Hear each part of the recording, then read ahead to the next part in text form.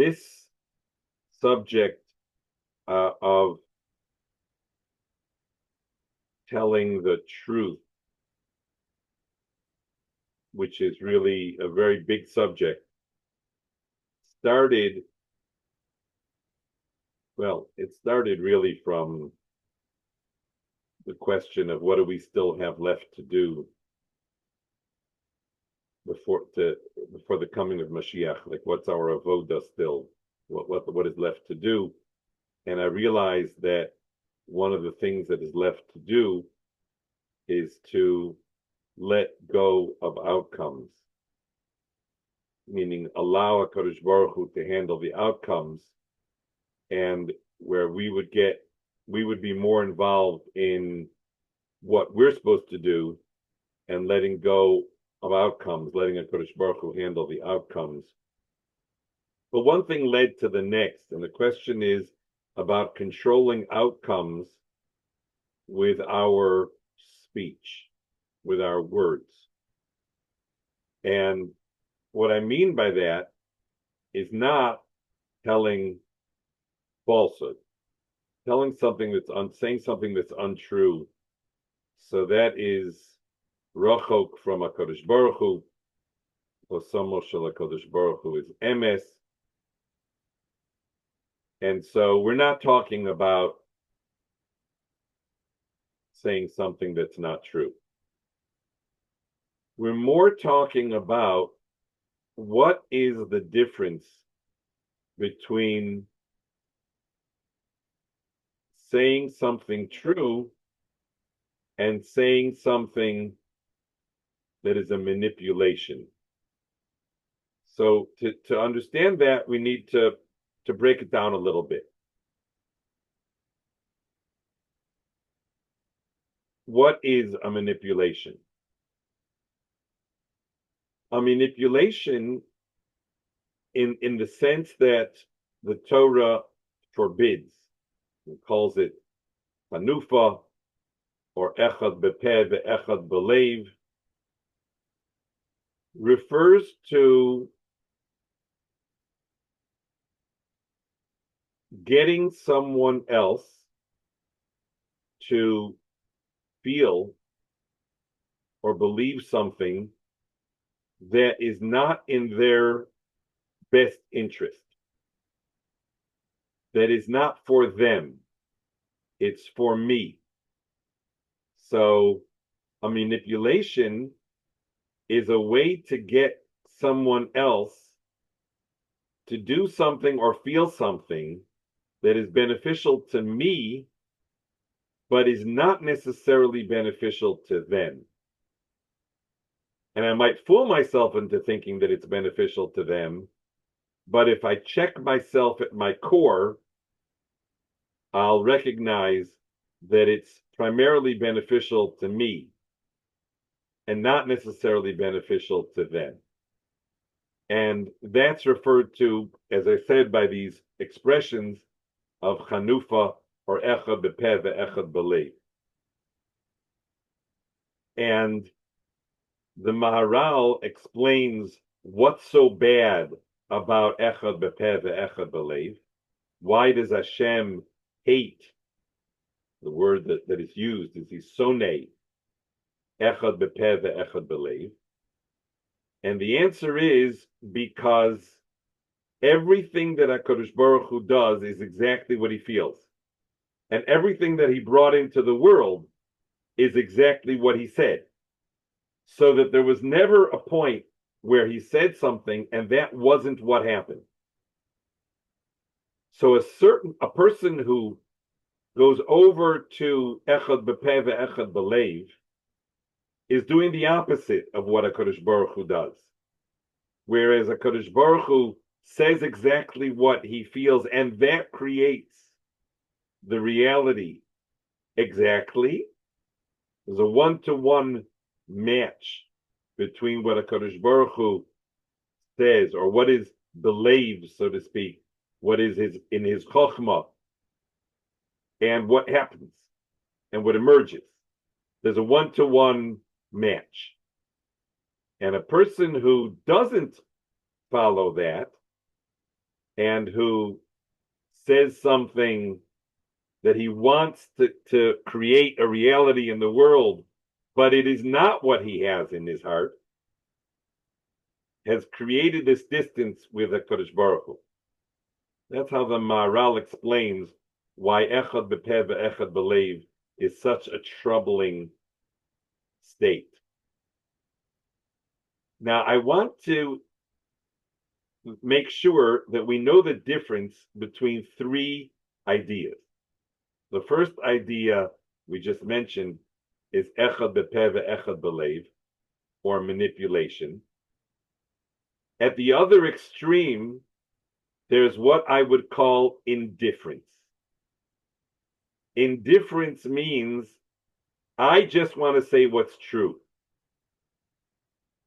and let the chips fall where they will. I don't need to worry about where any damage is done, any feelings are hurt. I just need to say the truth. And the third, which is in the middle, I'm going to call consideration. Consideration is taking into account what is true, as well as taking into account the people who are being affected by that truth. So we have indifference, consideration, and manipulation, which is only taking into account what the outcome might be and not taking into account what is true.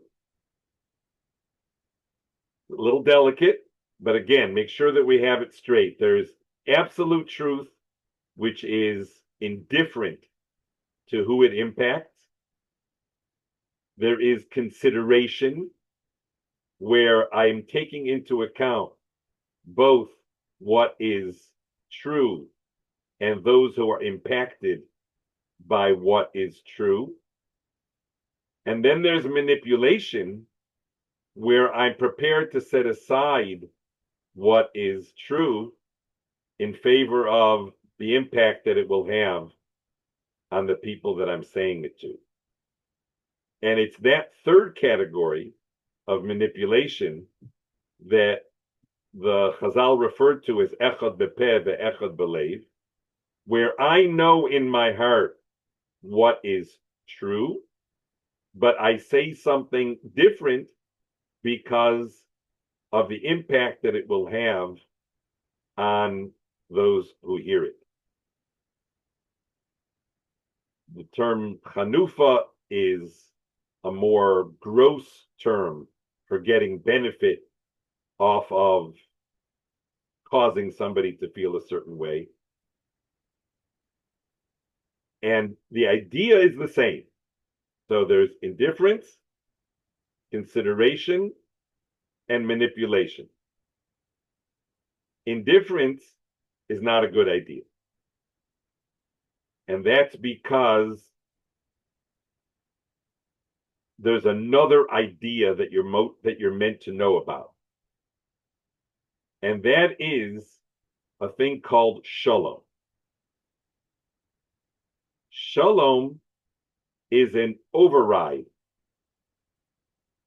Shalom is an override. It alters the story so that if a person changes the truth, he changes the truth. So that puts him at a distance from Hashem. But he does so in order for there to be shalom in the world. Then he has the one override. That means that taking into account the effect that it will have on other, if it means that the other will veer away from shalom, then you're allowed to do what we've given this terrible name. We've given it the name manipulation. You're allowed to do that. In fact, you're required to do that when it comes to shalom.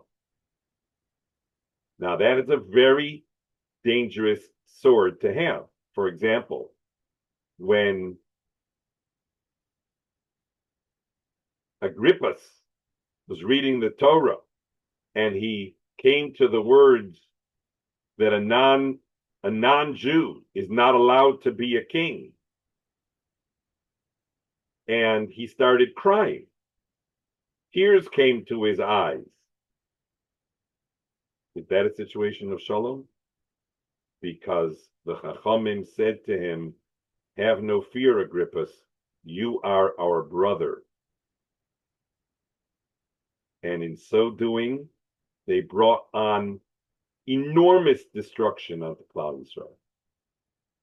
It gave license to the worst forces that could happen in the world, because that was not called Mishanim Mipnei HaShalom. That was not a change for the sake of Shalom. That was a change so that they would have benefit, so that Agrippus would consider them his friend and would treat them well. So that's very dangerous. So when we talk about being Mishana Mipnei HaShalom, we're not talking about fooling ourselves into thinking that something is Shalom Dik because somebody would not be upset. We don't change because somebody would be upset. We change for the sake of Shalom.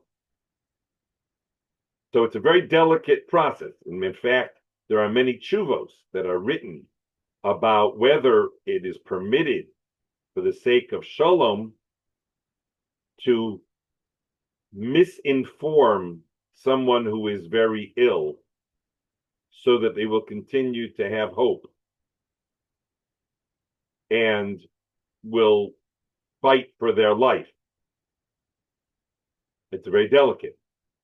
Because again, if the person needs to take care of matters that need to be attended to before their passing, then telling them that they're going to be all right is a very bad idea. And it's certainly not for the sake of Shalom. So this override is Shalom. The reason I'm introducing this override called Shalom is to explain why it is that indifference could never be a good idea. Indifference means I don't care what impact it has. I stick with the truth. I don't care what impact it has on others. So that is the blend. Indifference that ignores Shalom completely. Manipulation, that's a very bad idea, because that's echad b'peh ve'echad b'leiv. Consideration is this amazing blend of taking into account the facts, the truth, and the ones who are impacted by it. There's more that we need to talk about on the subject. If you don't mind, I'm going to tell a little story. It's a story that happened back in Milwaukee. Some of you may have heard this story from me before, and you're welcome to tune out. The story happened that there was a couple, then a fairly young couple, who was becoming more involved, more engaged in Jewish life. And a big statement in becoming more involved in Jewish life is to move to within walking distance of a shul. And indeed, this couple had chosen to move to within walking distance of a shul. And they reached out to me to ask me to come and,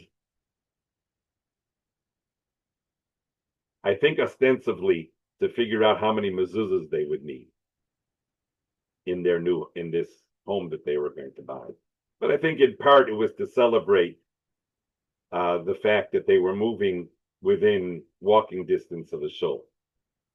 The wife had a brother, and he was a brother who, he must have won some state lottery or something when he was 18. I don't know exactly but they used to, buy small states and small countries. That the money was just all over the place. And he was in town in Milwaukee visiting with his sister. And she schlepped him to a class of mine, even though that he was very distant from anything that would be going on at the class. But she schlepped him to the class. And at the class, the subject that I was discussing was that sometimes there's an override to truth, such as not causing somebody to become despondent about their situation. And he said, Rabbi, my religion is the truth. I just tell the truth. And that's where I am. That's what I do. That's what I'm about. Just tell the truth. Let the chips fall where they may. And we politely sort of agreed to disagree. But sure enough, that night when I came, or the next night, when I came to the house to check about the mezuzahs, lo and behold, he was there. So there was the woman who was buying the house, as well as her brother, who was there. And I pulled up to this sort of parking lot of the house. They had a basketball court on one side and the openings for the boats over to one side, and the room for all of the cars kind of on another side. And I rang the doorbell, and they were there waiting for me, the wife and her brother.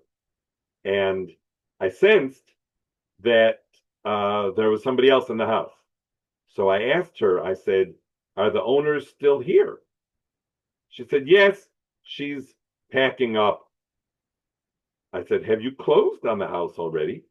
She said, no, not yet, but we're in the process. And I said, well, then let's greet the owner of the house. We don't just go traipsing through the house without greeting the owner. She's still the owner of the house. So we went downstairs to the lower level, which was kind of the level of the lake and the boats and the playrooms and rec rooms and things like that.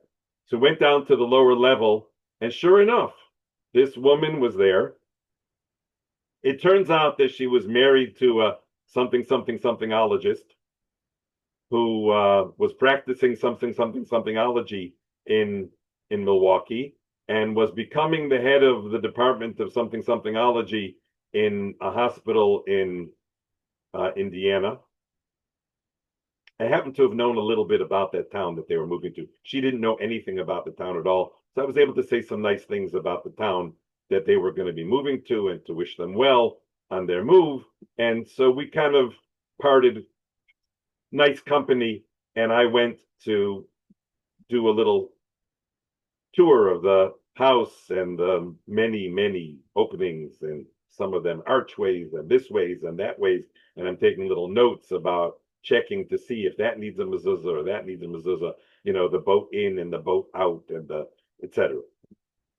So when we finished with that lower level, we were about to go upstairs to the, I guess you call it the main level, where it was a kitchen, living room, more living room, dining room, etc.